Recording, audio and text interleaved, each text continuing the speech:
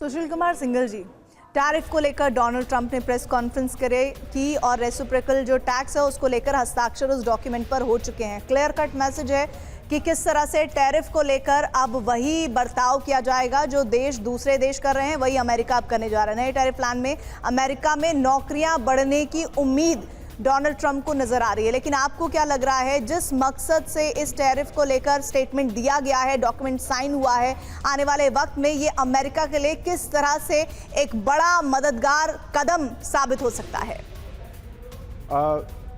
इसमें जो अभी साइन किया है इन्होंने और इन्होंने अभी बात की है, इसमें पहली बात तो ये है कि किस तरह से इसको लागू किया जाएगा, इसके लिए अभी वो जो उनका ट्रेड रिप्रेजेंटेटिव है उनको देखना पड़ेगा।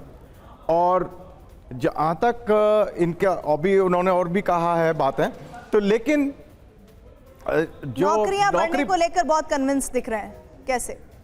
जो नौकरी बढ़ने की बात है वो जो है उसको कितना उसका असर आएगा वो बहुत मुश्किल है कह पाना, क्योंकि वहाँ पे अगर ये रेसिप्रोकल टैरिफ आता है तो वहाँ इन्फ्लेशन रेट भी बढ़ेगा, क्योंकि अल्टीमेटली जो है अमेरिकन टैक्स पेयर हैं जो पे करेंगे।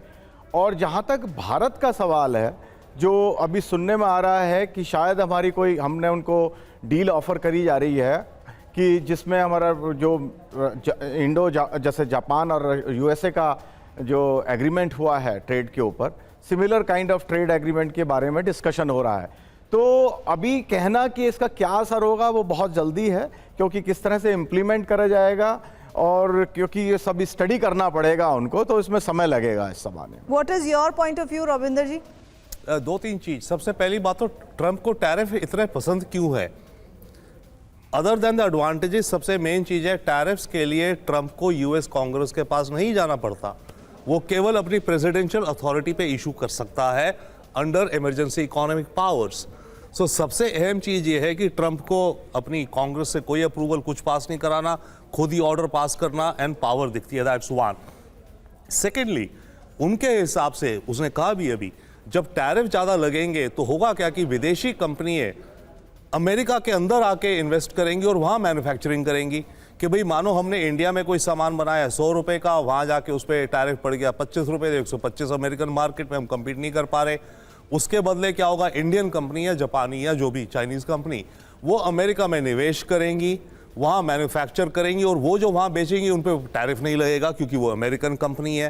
तो एक और बात, फायदा होगा, यस इन्फ्लेशन होगी, फायदा होगा ट्रंप के कोर वोटर्स को, उसको ये एड्रेस कर रहा है। ये जो रस्ट बेल्ट है, मिशिगन, ओहायो, पेंसिल्वेनिया वगैरह, वहां की स्टील मिल्स को फायदा होगा, वहां के जो वर्कर्स हैं जो उन स्टील मिल्स में काम करते हैं उनको फायदा होगा।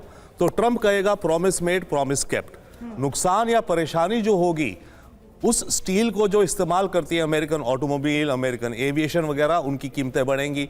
पर ट्रंप फिलहाल ये काउंट कर रहा है कि जब तक महंगाई का कुछ असर अगर ज्यादा आएगा वो मैनेज कर लेगा पब्लिक ओपिनियन को, बार बार वो कह रहा है, राइट। एक और चीज है, अगले साल अगले साल नवंबर में यूएस की मिड टर्म कांग्रेस की इलेक्शन होनी है। तो ट्रंप उसकी भी तैयारी कर रहा है पॉलिटिकली इस हिसाब से, ताकि उसके रिपब्लिकन पार्टी के जब कैंडिडेट्स लड़े उन कांग्रेस में वो कहें देखो हमने जो प्रॉमिस किया था हमने यहां कर दिया। एंड लास्ट पॉइंट मैं कहूंगा, जो अभी आपके कोलीग भी कह रहे थे कि टैरिफ्स को ट्रंप और इनके एडवाइजर्स केवल यही नहीं देखते कि पनिशमेंट या फेयर ट्रेड, ये इसको देखते हैं एक रवैया, एक तरीका अमेरिकन ट्रेजरी की कमाई का। और जब अमेरिकन ट्रेजरी की कुछ कमाई होगी उससे इनको लगता है कि अमेरिका का टोटल डेट शायद कम हो जाएगा या एनुअल डेफिसिट कम हो जाएगा, जिसके चलते इंटरेस्ट रेट कम होगा। अमेरिका ग्रेट अगेन, क्या ये रेसिप्रोकल टैरिफ के जरिए हो पाएगा, टैक्स के जरिए हो पाएगा, ये भी समझना होगा। मैं ब्रजेश कुमार मिश्रा जी का रुख कर लेती हूँ। ब्रजेश जी, फ्रांस के लिए मैं आपके पास आ रही हूँ, एक बड़ी खबर आ रही है, ब्रिक्स देशों को ट्रंप की धमकी। बड़ी जानकारी इस वक्त, ब्रिक्स देशों को ट्रंप की धमकी, 100% टैरिफ लगाने की धमकी। ब्रजेश कुमार जी, आपका रिएक्शन इस पर? देखिए, ट्रम्प जब इलेक्शन हो रहा था तो ट्रम्प ने काफ़ी कुछ प्रॉमिसेस की थी, ठीक है। कुछ प्रॉमिसेस इसलिए की जाती हैं कि उनके जो वोटर हैं, उनके जो सपोर्टर हैं, ठीक है, they connect and they vote, okay. But अगर आप प्रैक्टिकल जब व्यवहारिक से जाओगे तो इतना आसान नहीं होता ट्रेड, ओके। जैसे अभी उन्होंने बोला कि हम यहाँ पे इन्वेस्ट करेंगे, मैन्युफैक्चरिंग कंपनी आए इन्वेस्ट करें और अमेरिका में अपना प्लान सेटल करें और प्रोडक्शन बढ़ाएं।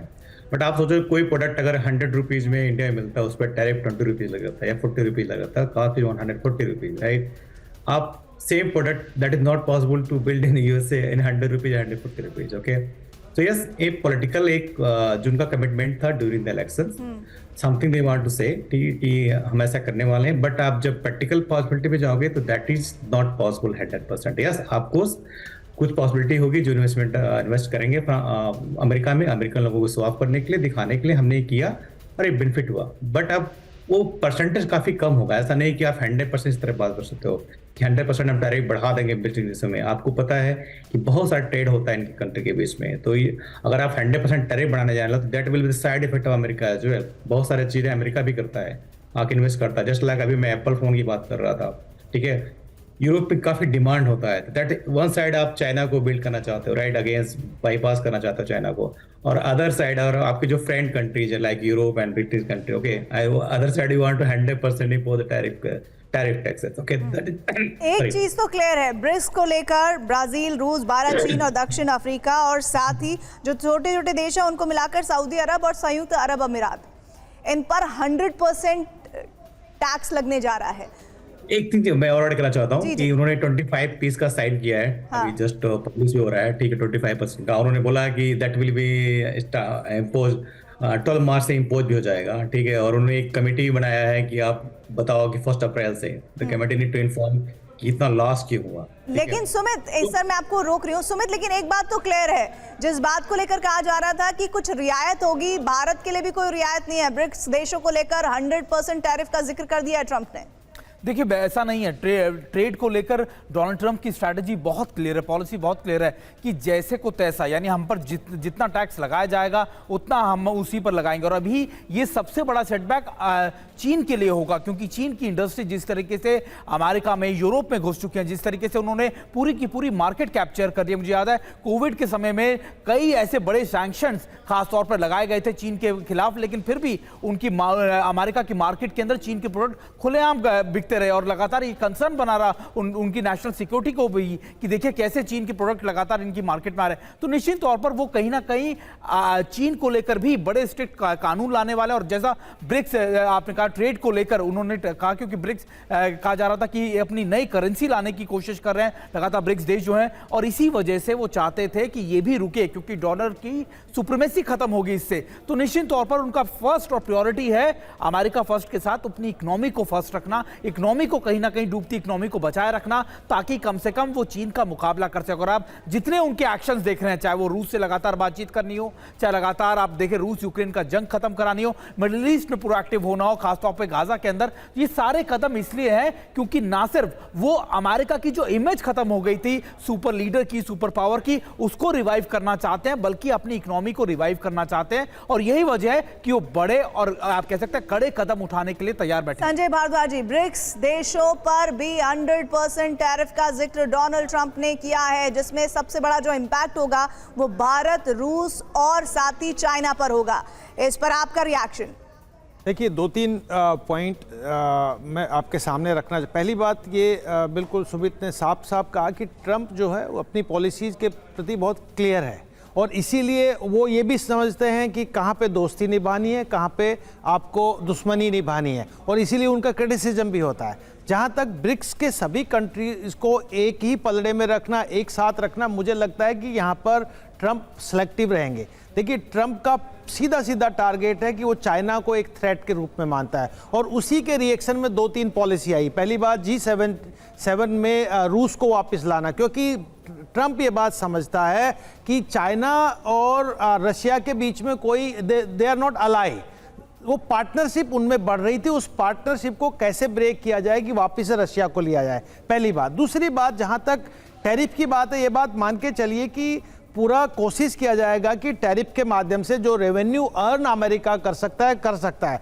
लेकिन वहां पे जो फैक्ट्रीज और मैन्युफैक्चरिंग सेक्टर को सेटअप करना अमेरिका के लिए, क्या वहां पे लेबर कॉस्ट ऐड नहीं होगा अगर ये किया जाए? और ये सबसे बड़ा फैक्टर था कि चाइना और भारत और बाकी देशों को ग्लोबलाइजेशन का फायदा इसलिए हुआ क्योंकि इन देशों में चीप लेबर फोर्स अवेलेबल था और मैन्युफैक्चरिंग जो कॉस्ट था वो बहुत डाउन था, और वो एक कन्वर्जन हो रहा था टैरिफ में दूसरे देशों में जाने में। अगर टैरिफ बढ़ा दिया जाता है तो आप ये बात मान के चलिए कि वहां पर ही लोकल प्रोडक्शन करना पड़ेगा, लेकिन वही उसका लेबर कॉस्ट बढ़ा देगा। तो मुझे नहीं लगता कि ये बहुत कुछ हद तक एक मैन्युफैक्चरिंग हब अमेरिका बनने जा रहा है। टैरिफ के माध्यम से वो रेवेन्यू कमाने के कुमार सिंघल जी, का एक जैसा मकसद संजय हो जी कह सकता रहे है। हैं,